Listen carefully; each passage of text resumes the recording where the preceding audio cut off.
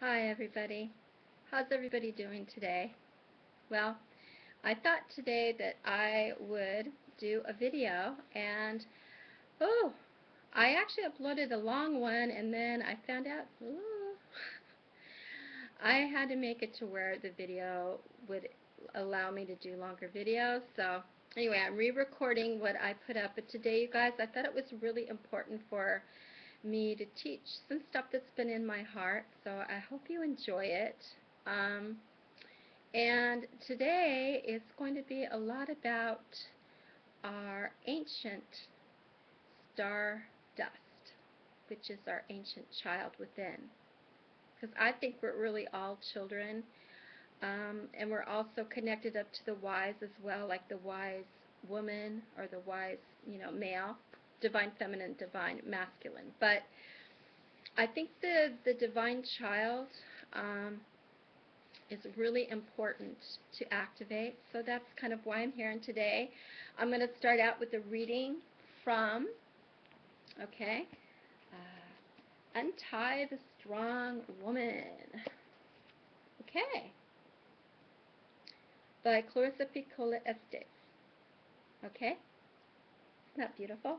Okay, so today's, and it's going to be just a small reading, and then I'm also going to go into some words that I think that's really important for us to all know and to like activate in our own life. So I hope you enjoy it today, you guys. It's been a while. You'll have to excuse me. I'm not used to being in front of the camera anymore. Just still kind of getting used to it. But anyway, so here we go. It is said by the old women of the family that the hilts of the swords piercing Our Lady's heart are shaped like the curling sepals which protect the buds of roses, that with prayer and time each sword hilt will burst into 7 fragrant roses, blooming again and again, because suffering brings the rain of tears, because the rain of tears waters the earth, because moisture on dry earth of our being is guaranteed to bring forth new life. Tears are a river that take you somewhere, somewhere better, somewhere good. So this is, isn't that beautiful? So this is now the second one from her book. And I actually at one point had written this on a piece of paper and put it up in my room. It's actually my altar room where I do my mermaid secret teachings and stuff. Anyway, I'll tell you more about that some other time. But today, this is called, let's see, we'll do this instead for right now. The use of the 7 swords to the heart. Okay? The swords through your heart are not the ones which caused your wounds, but rather these mighty swords of strength were earned by your struggles through hard times. Sword of surrender, to withstand this time of learning. Sword of veils, to pierce the hidden meanings of this time. Sword of healing, to lance one's own agony and bitterness. Sword of new life, to cut through, cut loose, plant anew. Sword of courage, to speak up, row on, touch others. Sword of life force, to draw from, lean on, and purify. Sword of love, often heaviest to lift consistently, turns one away from war to instead fall into the arms of immaculate strength. O Immaculate Heart of my Mother, give me shelter in the beautiful chambers of your heart. Keep me strong, fierce, loving, and able in this world.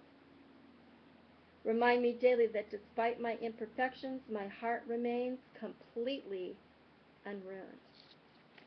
So that's a very beautiful poem in Untie the Strong Woman, once again, by Clarissa Piccola Estes, PhD. She also does Women Who Runs with Wolves.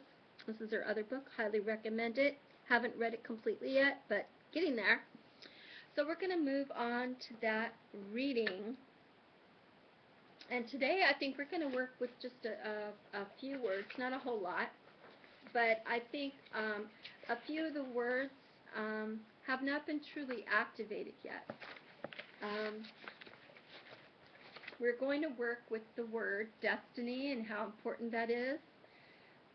And so this is one of the words. And then, of course, we're going to work with the word recognition. Recognition is a huge word, you guys. And I feel that words are a lot more than what they appear to be. And we'll find out more about that in a little bit. But for right now, I'm going to read you a quote from Omar Khayyam. And there was always something about this quote that really got me. Something inside of my heart was like, go there, find this word that's in there, and find out what's really been done here on earth. So anyway, here it is. It's a quote from Omar Khayyam. "'Tis all a checkerboard of nights and days, where destiny with men for pieces plays. Hither and thither moves and mates and slays, and one by one back in the closet lays." So there was something about this quote that really something rang in my heart, because I've been noticing on earth in my whole life, just kind of trying to remember back to when I was a kid and then a young adult, and now, getting older and wiser. That you have a lot of people on earth, trying to usurp other people's energy, and that's a nice word. It's like a vampiric type of energy, where people are either jealous or envious, or they're just controlling, or whatever the case is. They're always like trying to try to control other people, and so I always kind of had this search thing inside of me, where I was searching for an answer of what is going on here on earth and how to fix it. So once I read that quote, and I decided to go into the word destiny, because the whole point of the quote is, if destiny was not a part of the game, which is chess, there would be no reason to have the game. And so obviously, if people are playing with the pieces on the chessboard because of destiny, then that tells me that destiny is a really humongous word. And I was thinking of, it could be part of the reason why we've got all these people running around trying to usurp and use other people's energy to try to, whether it be money or position of power or whatever it may be. It all does, I believe, funnel back to money. So once I uncorked the word destiny, you guys, I found out that destiny indeed does play a really huge part in our lives. And so for right now, we're going to take the word destiny, and we're going to kind of put it over here onto the side, and it's going to come back to play in a few minutes. Because right now what we're going to do is we're going to really talk. Okay. We're going to talk about, we're going to talk about what's really going on this earth, what I feel that's going on. And I believe, a lot of people are walking around like, like they're really here. And even I have my issues and problems, you guys. I'm not completely here myself. But we'll go into that in a minute. But a lot of people are kind of like a hamster in a wheel, going round and round and round, and doing all this work and toiling away for all these other companies that have a vision. And we're kind of made to feel like, and then of course we come home after a full day's work, and we have the kids, and we make dinner, and we use our hands to do all this stuff, and we use our hands inside a lot of these businesses and corporations and stuff. So we're really like using the energy of our hands to funnel their vision, and we've seen, you guys, where that's ended up. I mean, like, I'm talking like Monsanto and a lot of these corporations that are just, not caring about what they're doing to the earth and to people. So, but anyway, we wash our hair, we brush our hair, we make dinner with our hands. Right now I'm focusing on the hands because this is a huge aspect. And we never really sit down to think, well, are these, yeah, my hands look like they're animated, all right, and they look like they're alive, right? Excuse me, I have to turn this off. But are they really alive? Are we really alive? And so I started kind of thinking about this concept, and I started really thinking about the connections with the hands. And I started really thinking, all these people doing all these things with their hands, working for these corporations and other people. And then I got what Spirit was trying to like tell me through my heart. It's like, even though our hands appear as though they're animated and alive, and right now I'm talking about the hands because it goes with two other aspects, which we'll talk about in a second. So the hands are really, okay, first I'm going to set this up to tell you that I feel as though that our hands are really our wings. They are what help to manifest and build and do things on a physical level here on earth. Okay? So, and they go with the brain and the heart. But if you notice, and these three aspects, I believe, have to be activated in order for our true potential of what we're really here to do is planted here on earth, you guys. Okay? So, and another thing I want you to think about is our brain and our heart is inside our body. We don't physically see them. Okay, we hear our heart beating, but we don't actually see our brain. So the third aspect that I think is veiled on the path toward living our destiny, our true destiny of why we're really here, which there's that destiny word again, right? Okay, is our true destiny really, I believe, does not become activated till we are living our true passion and love of what we really love to do here on earth. Okay, what we really are here to do. And our hands are our physical manifestation of our wings, which we have, I believe, spiritual wings on our back that we cannot see, but they've been like implanted here. And so we go back to these businesses that usurp and use our energy on a daily basis, us working 8 to 10 to 12 hours a day, 40 plus hours a week. And when we get home, we're working, we're still really working because we have our kids and other things that we're trying to do. And so we never get a chance, because we're so flippin' tired, to live our dreams and really do what we're really here to do, you guys. So in actuality, we have spiritual chains around, I believe, around our wrists, although we can't see them.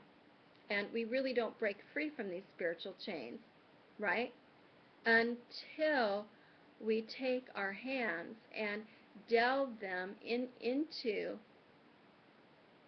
okay, our heart space, which is made up of water, I believe, and air. But so spiritually speaking, there's like a well in the very center of the labyrinth which is the heart. And, you know, in order to get to the center, we have to realize that we're walking not a straight path, but a path of the spiral. And we're walking the spiral path, which is spiraling to the right, into the center, and this is actually the path of the hero and the heroine, you guys. So once we realize that when we keep seeing certain coincidences or patterns showing up, we keep kind of viewing it that it was like a straight line, but we keep having these same situations. No, what it is it's a spiral, and the spiral within each turn keeps giving us certain patterns and things that we have to work on. So anyway, when we get to the center of the still point within our own heart, it's like putting your whole body and your hands, I mean everything, into the well of tears, which is the divine goddess's chalice. So until we really speak to our own center of our own heart and really get at that place where it's like a stillness, but yet it's motion at the same time, I think. And until we take a skinny dip through through her water and bask in the air as well, we really truly don't really become truly activated and alive until we do that, because by diving into her well, we find out what we're really here to do, what really speaks and moves our heart. And our heartbeat is our drum that we crafted from source.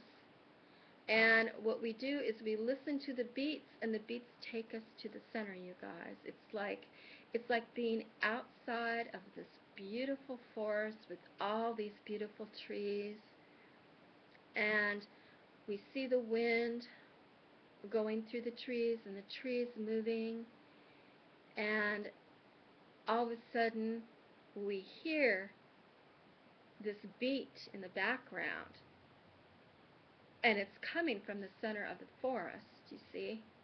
It's coming from the center of the forest. And as we listen, we think, this is really interesting. I know this beat, and it's mesmerizing me. I want to see where it takes me. So we follow this spiral of this forest, and we take this journey, journeying, going to the right of going into the center, to the center of the well of her tears, the tears of joy and sorrow. And when we get to the center, we jump in and we bathe ourselves in her water and bask in the sun, come out and bask in the sun and dry ourselves with it. And we think, yes, yes, and let me drink of your waters, and let me fill myself up with your beauty and your love. And we put it on us like putting on our clothes almost, and it seeps into our skin, and it seeps into our bones and our blood and our heart and our brain and our hands. And after we come out of the center of this spiral, we come out the left-hand way. And before we come out, though, we've been gifted with insight of what we're really here to do. We've been gifted with all these gifts and presents, and also on the way to the center, we came across monsters that we've had to slay. We've come across all kinds of things that supposedly were obstacles, to try to almost stop us to get to the center, you guys. But we followed it through anyway. We barreled through, we went under, we went over. And in order to get through these obstacles, it's not just about being an adult, you guys. I'm not saying it's wrong to be an adult. It's wonderful. It should be who we are. We're very wise women, wise men, divine feminine, divine masculine. But in order to get through the small spaces, you guys, we have to shrink down, very tiny, to get through. And that's how we really got through, you guys. So after we trudged through all of the obstacles, or what we thought were obstacles, and we got to the center of her beautiful well of tears, and we washed ourselves in her beauty and in her stillness, she rebirthed us. We rebirthed ourselves. And we came out the right way, bearing and implanting her gifts inside of our heart. And we kept it in there, you guys. We kept it in place. And we came out the left way of the spiral, carrying her gifts. And we kept it all intact. And we came out knowing that we were here to gift out her wisdom that we soaked into us, and to gift out her wisdom to the earth and to all the people that feel called to hear our gifts. And the right, as you're going, like at the very beginning of the spiral, you guys, that the right way in, but going the right way in first, this is the knowledge. This is the word of knowledge. And knowledge without wisdom, without them both joining hands, doesn't really get you anywhere. I mean, yeah, you'll get to a point, but without the wisdom aspect joining hands with knowledge, you're not going to have the transformation. You're not going to have the rebirth. Okay? So as we came out the left way, winding ourselves out and taking our gifts out to the world and the community to build a new earth, you guys, the left hand spiraling out is the wisdom. And within wisdom is the words, do swim. So it's a greeting. It's like, do swim, come into me, swim in me, bathe yourself in my waters, right? And wear my droplets of wonder all over my body. Wear the droplets of my wonder all over your body, right? And as the air, dries off the beads of her water, which imparts the knowledge as we come out, then we carry this knowledge and this wisdom together, and we plant it into the earth, which is the heart, because they have the same letters, you guys. Earth is the heart, and the heart is earth. They both work as a unit together. So I'm giving you this visual to kind of give you something to grasp and kind of hold on to as you're making your way through your own journey of self-discovery.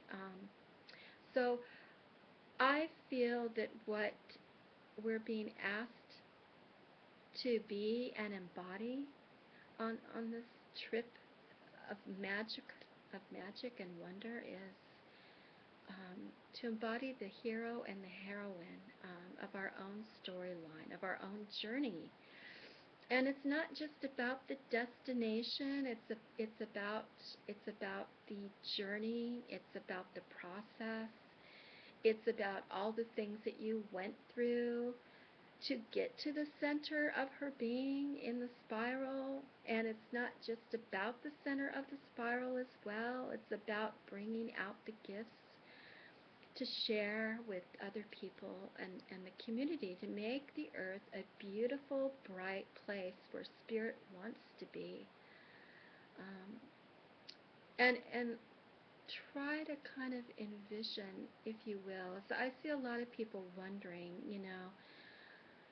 all this stuff going on in this world. God, it's really hard for me to believe. It's really hard for me to believe that we really come from something so much more beautiful and vaster, And so let me give you a visual. If we are to think ourselves as though we are, sparks of the divine within us, right? We're sparks of the divine, so we're really the embers. We're all embers. And sometimes that ember looks like it's getting a little darker, right? And so what do we need to do, you guys? What do we need to do? A lot of the problem with keeping the ember alive inside of us is the knowledge and the air quality of placing that ember inside our heart and our hands and our mind and breathing on it. And when you breathe on that ember, it becomes a lot stronger. So the belief and the feeling and the knowing and the passion that you have inside your own heart, and knowing that you were placed here for a much bigger reason, you need to blow using the air quality into that. Make it stronger. Make it stronger. That's what's really calling you, right? So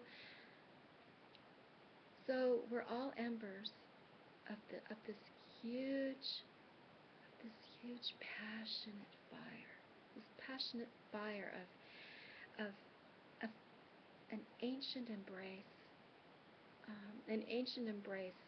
that was brought through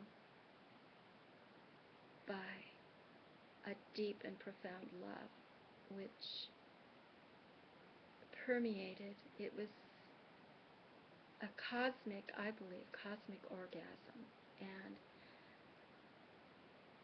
every day on this earth, when people make love or have orgasms, I believe it is the divine that we came from, is the remembrance of where we came from, that it's beautiful. And it was not meant to be the way it is right now. It's very powerful, because that's where all our gifts and abilities come from, is from that spark, that orgasm. And it's not just about the sexual aspect of it. It literally brings in our power from home, of where we came from that certain star constellation that we were born into, that we came out of. So our superhuman abilities come through at a very deep level through our orgasmic fire and our passion. So we have the spiral that I set up for you, where in the center is her well of tears. Tears born of joy and sorrow. And it's like we're being asked to bathe ourselves, you guys. Being asked to come to her with no shame. That's why it's so difficult, because they've thrown all this shame, all this shame onto us. so we can't get there and activate. Get it? Perfect plan that they had. Oh my gosh. Putting, making our hands not really be alive, making our whole temple not really be alive and not really be activated. Really kind of being in this bardo, like a cocoon. Thinking that we're really alive when in a lot of ways we're not really alive, you guys. We are alive to a certain degree, but our true power is not manifested through our body yet, and that's why people are able to do horrific things to other people, because their true hearts have not really been activated. So that's why people go around being half awake, and even though people's eyes are awake, I would say they're not really awake. They appear as though they're awake, you guys. So,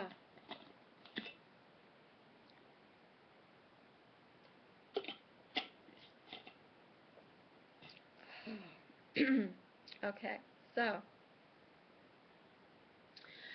I gave you the picture of the spiral, spiraling to the right, in to the center, bathing, skinny dipping in her liquid spaciousness, her richness,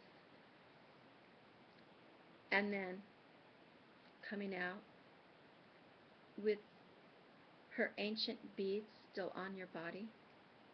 Okay?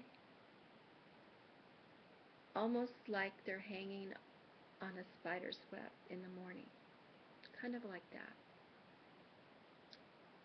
So we wear her ancient water beads all over our body. And then the air from him and his divine masculine self helps to dry off these beads as we walk out. So the reason why I wanted to talk about going into the water and coming out and drying off, okay, is because is our hands are our physical manifestations of our wings. Okay, I'm going to say it again. Our hands are our physical manifestations of our wings. Yes, we have ethereal wings on our back, okay, but because we decided to come through within the DNA blueprint of being human, okay, we decided to put our hands as our wings. So that is why you have all these corporations trying so hard to keep our hands so busy so they don't become activated. And the true butterfly effect, you guys, is our hands. Ready? See that? Okay? This is what they don't want.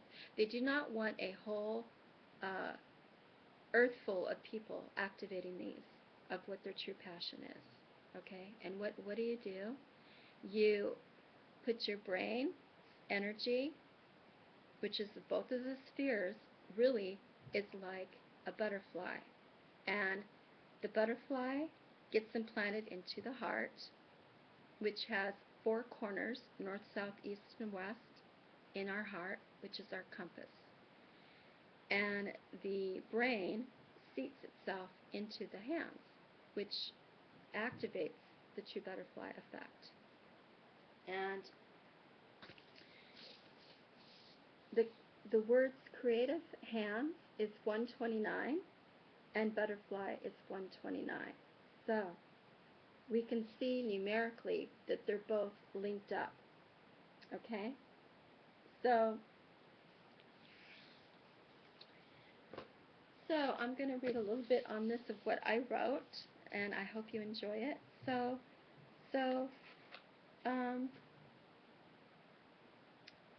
Okay, so the the corporations and the businesses that are out there, especially the ones that are not linked up to our pet, because you could work for a company that might be wonderful. Okay, I'm not really talking about them. I'm talking about you might be working for a company or a corporation or whatever that you are not aligned with in your heart, okay? And these are especially of the ones that are creating harm um, here on Earth. So what's happening is they are stealing your dreams encoded within your DNA. And you're also allowing them to steal and take your dreams, which are part of your star heritage. The constellation you are part of is your ancient heritage encoded within your DNA. You are made of ancient stardust, that which is aching to be formed into your dreams. You were sent here on a mission to be the hero or heroine of your own story, to heal yourself and the earth. Okay? So your birthright is activating all three of these, your brain, your heart, and your hands. And that's what they don't want you to activate. And I find it very interesting that our brain's on the inside of our body, the heart's inside our body, the hands are outside, we see them every day, but we don't really see them, do we? And we don't really make the connection that there are wings and they're really not alive, right? Because they're going through these motions that is not born of pure intent through our own heart. They're going through these masks that are outside, which are these corporations and businesses. And so they're taking the energy that your hands are creating and they're robbing you or stealing it from you, but we're also allowing it as well. So like I said, it's a very demented, reciprocal type of energy. So I hope you enjoyed that little excerpt. Okay, so the reason why I decided to read that first thing from Omar Khayyam, okay, about destiny, is because within destiny is where your tiny seed is. Okay? The eye is the candle and the flame. The flame is where the dot is. The line is where the candle is. Okay?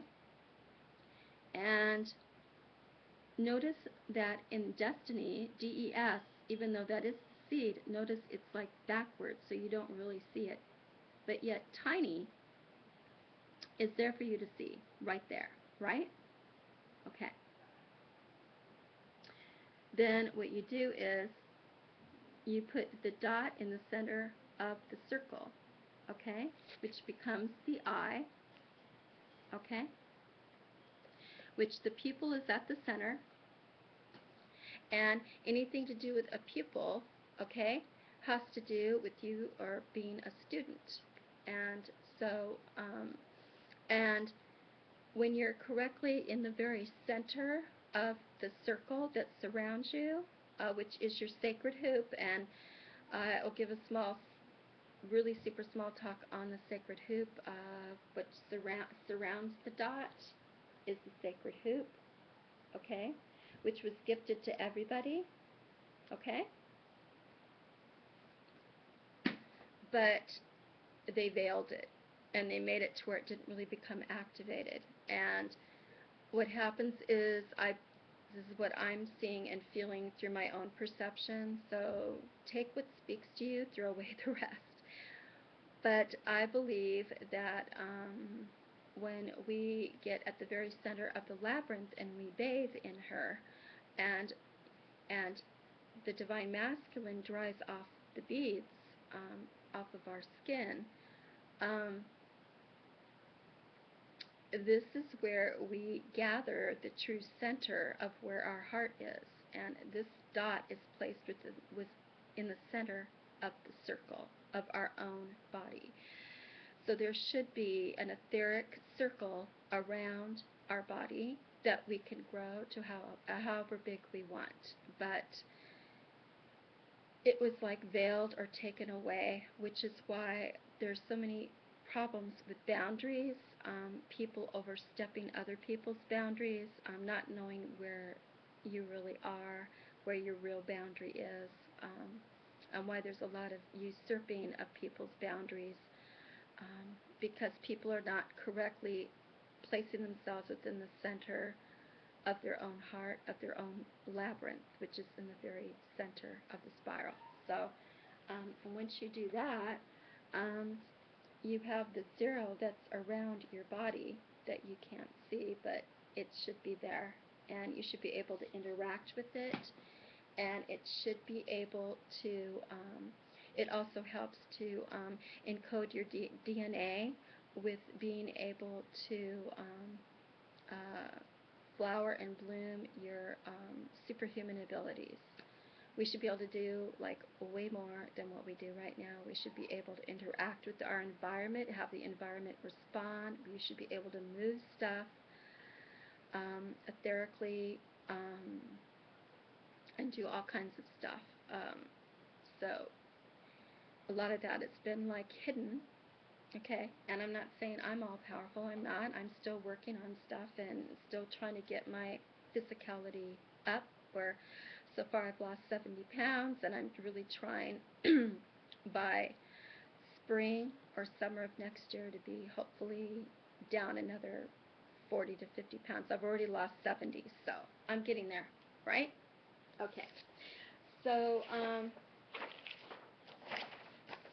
now what I want to read to you is another thing that I wrote, and I hope it makes sense to everybody. So, all letters and their vibration activate and animate the stardust within us.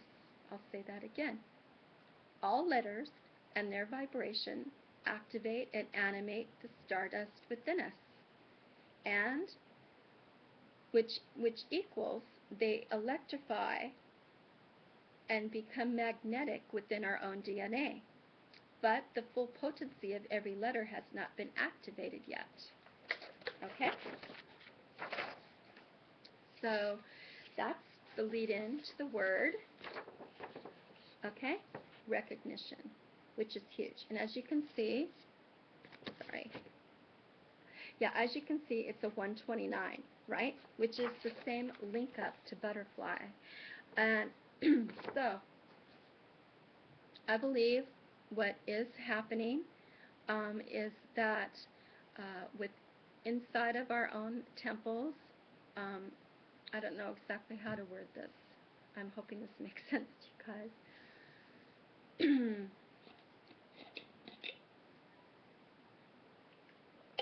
Like parents, because there's certain things being blocked within the word recognition. Okay? The whole word is not coming through because the parents are not correctly seeing the divine, the true divine gift and seed that's in front of them to their children, to their infants, because it's been blocked. Because it's been blocked, the only, pretty much, okay, I'm not saying it's perfect, but pretty much the only thing that's really coming through when the parents look at their infants and their children is the word cog within recognition. And so that really only activates a certain portion of the DNA. And so what happens is then you've got massive people walking around just thinking that they're a cog in the wheel and they're nothing more. They're never really going to make a difference, and that's why things are so stuck at this moment in time, because those three letters in recognition are really the only things that became activated. Once you activate the full word with inside the parents' temple, and they really use recognition of the love that they have for their child, and it comes through their eyes, and the child nourishes on this energy, then you get the butterfly, which is 129. But if only 3 of the letters come through like cog, you're going to have only a person that feels like they're a cog in the wheel, and they're going to feel like that they want to fit in and that they don't want to stand out. And so I feel that what we really need to do is because I always felt like I just wanted to fit in, and I'd never wanted to stand out, and I didn't want the light to shine on me or shine through me until I got a lot older. And so I think part of the problem is that uh, through the recognition of our parents' eyes, when they look at me, there should be such a power moving through them and through their eyes. We should be able to actually feed on it through our eyes, and it should go to grow the stardust that we have inside, and it should be able to magnetize it and electrify it, and which helps our superhuman abilities to become activated. Do you get it? So I hope this made sense, you guys. It's really new information, and I don't think I've seen it out there, but and going back really quickly to the spiral, the right hand way in is the knowledge, which is more, now the male always has the female aspect in there, and the female always has the male. But I believe and feel that knowledge is more male oriented, but it does contain the female. But within the word knowledge, you guys, is the word owl, O-W-L, which is the owl energy. And we also have the word ledge and edge within the word knowledge. So I believe that word is telling us quite a bit. It's telling us that within the word knowledge, which is the right-hand way through the spiral, it gives us wings to go to the edge and to the ledge, but yet it gives us wing to fly off, to venture in to her water, which is the sacred well of her tears in the center. So it's giving us wings to fly and like soar and dive deeply down into her water, and the bottom of her well, of her water, which really is the ocean, all the secrets of the subconscious and our Akashic records and where we came from, all of it is at the bottom, you guys. And as the hero or heroine, we're given the opportunity, right, to dive down deeply and gather the gifts and the messages and the pearls of wisdom way underneath on the bottom of the floor. And it's up to us, and the word retrieval is huge here, you guys, because unless you have retrieval capabilities, being able to keep the wisdom inside of you and close to you as you rise slowly up to the top, because a lot of people lose the wisdom gained from the coming up from the water. So you have to come up very slow, rise very, very slowly to keep the gifts intact of what you found. And then when you come up from the dream, the dreaming aspect, and you have the beads of her on your skin, these help to open ancient portals. I hope this makes sense, you guys. But keeping and the retrieval part is huge. If you don't have that, you're going to lose a lot of your dreams and the things that you learned on the bottom of the floor, of her floor, of the ocean. So retrieval is huge, and it's part of the aspect of the hero and the heroine to know how to retrieve, how to keep it close to you, how to keep it safe, and to be able to bring it out and sort through and look at, and then as a warrior, take it through, take it out the left-hand way, which is the wisdom, which is the do swim, and take out that water and air knowledge and take it out to bestow upon the community. And that's what the problem has been, is we just need a better language, better movements, and I'm here to help manifest heaven on earth. I hope you are too. This is for all the Blu-rays and all the star seeds, all the people that have felt called and an aching in their heart. What it really is your stardust is aching, you guys, aching to come together into something way bigger. And we can activate this together. So I love you all. This is going to wrap it up for today. I hope you guys got a lot from this. Sorry it was so long, but it's been a while. Hope you enjoyed the teaching. I love teaching, so it's like my forte. I love it. It's like my passion. Oh yeah, and before I go, I almost forgot, you guys. I was going to share with you some of the stuff that I do as an artist, and what I do is shamanic dreamscape art journaling. So I won't be able to really go in too much to what I actually do now. I'm just going to show you some of the pictures. Hope you guys can see it. I'm going to show you this one. Okay. There's that one. And I'll show you another one. Okay, see these wolves? These are two wolves. Okay? And you see these little things right in through here. These are called Akashic dream seeds that they're munching on to remember where they came from. Yeah, cool. So anyway, I hope you guys enjoyed it. I love you all. Go out and make it a wonderful day. Please give me a thumbs up and subscribe. Ooh, I could use a lot more subscribers and a lot more thumbs up. You know about that recognition thing, right? I think we all need it.